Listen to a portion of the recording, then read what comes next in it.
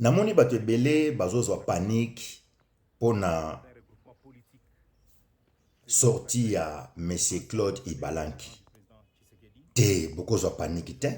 Moi personnellement naza surpris te. Naza surpris te parce que nayebi que la série continue. La série continue. Et ça délivrance, na kati ya délivrance et les kakaboye, belema mabe il faut ba bima. Souvenez-vous ya na maloba ya Corneille Nanga, aloba kanini. Nous avons des gens, si na kati ya bureau ya président, nous avons des agents. Mais c'est ça la preuve. Et président Félix Aza ignoranté. Président Félix a bien dit que le mal est profond. Tant que le mal est profond, ça veut dire il y a des traîtres. Il y a des traîtres partout, partout. Président Félix Alobaki, Paul Kagame et Joseph Kabila, minaki terrain. Président Aza inconscienté, il sait très bien. Donc il faut tous se réjouir. Namakambo ezoleka. Par là, net comprendre, voilà pourquoi processus y a Doha et ils ont ça la bachit. Voilà pourquoi guerre ils ont kende boye. Parce que ba élément ya mabe bazana kati ya gouvernement, bazana kati ya ba institution. Le mal est profond. Mais c'est Claude Ibalanki a keko rejoindre M23T. Azonginde na kanaye. Il faut toye bakolo bango bien azonginde na kanaye. Ce sont des cellules dormants, il y a Paul Kagame. Chacun a son tour. Mutuna mutana rôle naye, mutuna mutana tanaye akobima. Mais une chose que oesengi na biso to comprendre peto yeba ezake, le président Félix Tshisekedi est bien entouré par la divinité de Dieu. Parce que batlokola ba Claude Ibalanki soki bazalaki mandaté pena zalaki n'esprit akwaki pe koleka président. Mais pourquoi koki angote na musika ndako kokango? Non. Na moment oyo tokomi eza moment te ya mutu moko ayebi M23 te ou aza intellectuel aki nrokota kuna. Non. Parce que M23 déjà ils allaient dévouer à l'échec. Paul Kagame a déjà tombé. Et là qu'on ne kopima kuna rien. Mais bango sikoyo babimisi na moment oyo po bakomi na perte ya vitesse, baza sosanite babimisi na moment oyo pona batalisa na communauté internationale, na États-Unis que président Félix aza incompétent, voilà kutu ba proche na ye baza ko quitter ye baza ko kende. Non, les États-Unis est bien informé que monsieur Claude Ibalanki fait partie du M23 depuis longtemps.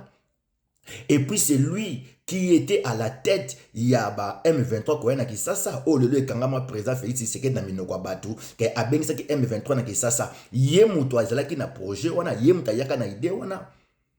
Et puis na processus ya Doha, ye kaka mutabanda koloba lokwa ke to négocier. Voilà pourquoi faut bien comprendre comment makambango zo wumela, parce que le mal est profond. Voilà pourquoi il s'engage tous à la bomoko pour ne pas combattre l'oko ici là. Mais Dieu fait grâce que le président Félix Nabiso azali bien encadré par la divinité divine. La Bible dit, ils te feront la guerre, mais ils ne te vaincront pas. Et celui qui demeure sous l'abri du Très-Haut repose à l'ombre du Tout-Puissant. Donc, Nzamba ko raché na ba danger nyo surtout. Président Félix azamayele. N'est pas à maîtriser qui FCC. N'est pas maîtriser Kabila. Tout le monde président Félix, otika Kabila boy, otika maman Olivier boy, otika Bona boy, mais à maîtriser FCC, à maîtriser Kabila, à maîtriser Katumbi, à maîtriser Kagame. N'est pas au maîtriser bangonyo surtout. Bobange lokote, bako kende nulle part. Il faut se réjouir ndenge bato bazobima. L'armée ya Paul Kagame ezama kasite. Armée ya Paul Kagame ko bundana bisote. Armée ya Paul Kagame ezali corruption, ezali trahison, na espionnage. Voilà pourquoi yango ezoya ko kote la biso po biso ba congolais misusu bazali manipuler, bazali facile na ko corrompre. Bazo bunda bitumbo malamu te, bazo gagner te, bazo zoba ville ya ofele, bazo tikela bango na corruption. Voilà pourquoi il faut très très nyonso ba bima ba kende. Mais c'est Claude Ibalanki aza côté et troublé binoté. Changement moko ezate eloko moko pa malonga wana esalami wana ezate. Azongi kaka na kana ye. Eloko fobo ye ba wana azongi kaka na kana ye. Misusu pe bazali batikali bako bima.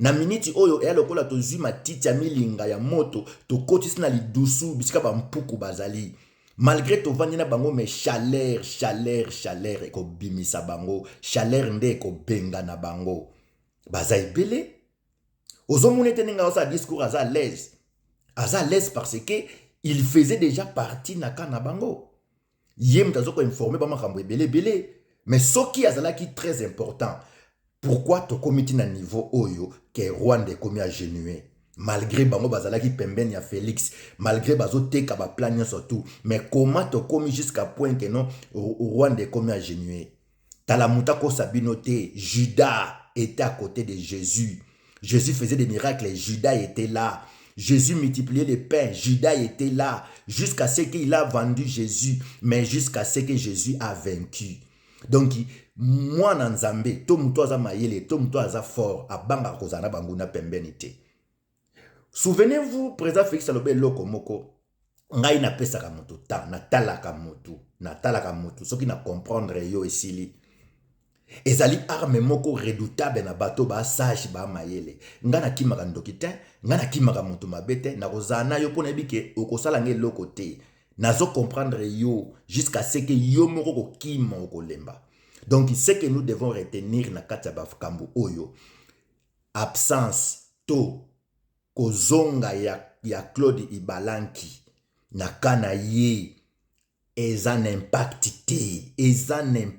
te soka zalaki puissant alingaka koyisa muto a Félix tanga zaki pembe na ye parce que il y a des fois bandoko tika la bango mbale bandoko zala bango mbale poanya kokite na musika na kendo koka.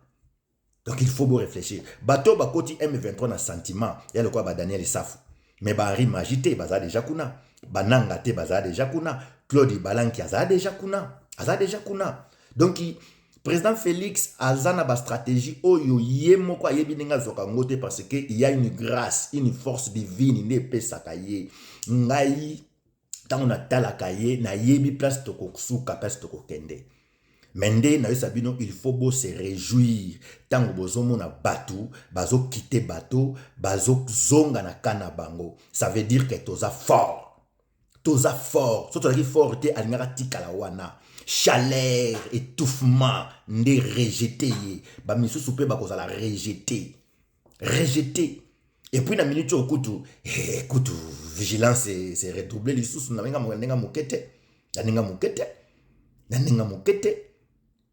donc eka musabino te mais nde na lingi te bolo baraka non il est parti rejoindre non il est retourné dans son camp azongi na kana ye azalaka kuna banda kala osomona eza na molika muteko oh non c'est un Rwandais son père sa maman elle était rwandaise non parce qu'il y a des Congolais aussi des pères et des mères baza na M23 ezaka que non c'est un insensé. C'est un insensé parce qu'un intellectuel, un mouto yo azama yele à cause se comporter le kolaba oyote. Mais le konga nazana ngosir président Félix azana onction moko makasi.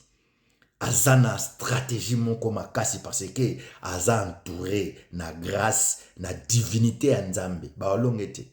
Ako maîtriser bango nenga maîtriser nana ndimeke Kabila okima nana ndimeke Katumbi okima nana ndimeke FCC kolala nana ndimeke opposition Félix ako maîtriser yango mutandimaki te nana ndimeke Paul Kagame koganga lobake non oh Félix Tshisekedi a corrompre bato nyonso tout bato tout ba yiningai si boyoka eloko ndengona bozala na apaisement eloko moko ezate ce monsieur là ne valent rien du tout.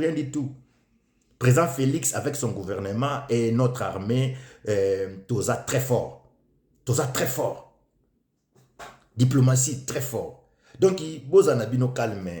Il n'y a rien là-bas. Bah, Sénégal, surtout, on a Mundela yebi, Amérique yebi, bah, sanction ezoya.